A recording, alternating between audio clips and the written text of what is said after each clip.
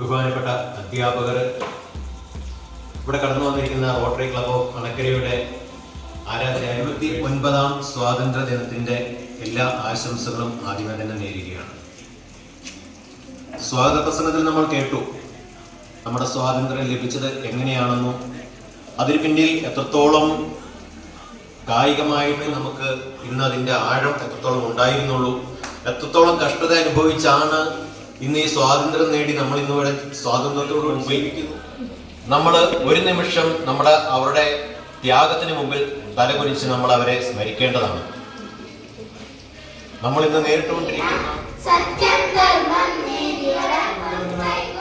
തയ്യാറാകണമെന്നാണ് എനിക്ക് നിങ്ങളോട് പറയാനുള്ളത്.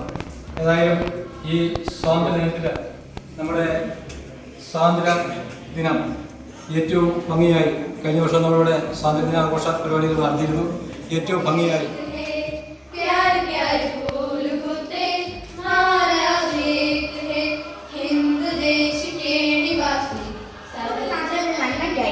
എല്ലാവർക്കും ഒരുമിച്ച് മുന്നേറാം.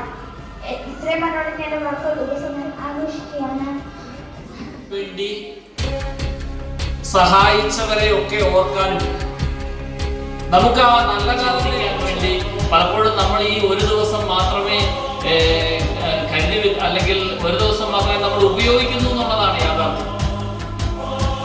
അപ്പൊ നമുക്ക് ഏതൊക്കെയാണോ നമുക്ക് നഷ്ടപ്പെട്ടു പോയത്, പാടാതെ പണിയൊക്കെ എടുത്തതിന് ശേഷം വൈകുന്നേരം കവലയിൽ പോയി അവിടെ പോയി ചായ കുടിച്ച് കൂട്ടുകാരോട് വർത്താനമൊക്കെ പറഞ്ഞിരുന്ന് തിരിച്ച് വീട്ടിൽ വരുമ്പോൾ അദ്ദേഹത്തിന്റെ കയ്യിലൊരു പൊതി ഉണ്ടാവും. എന്ത് പൊതിയരിയും?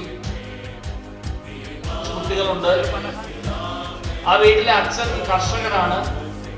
അച്ഛൻ വൈകുന്നേരം വീട്ടിലെ അച്ഛന്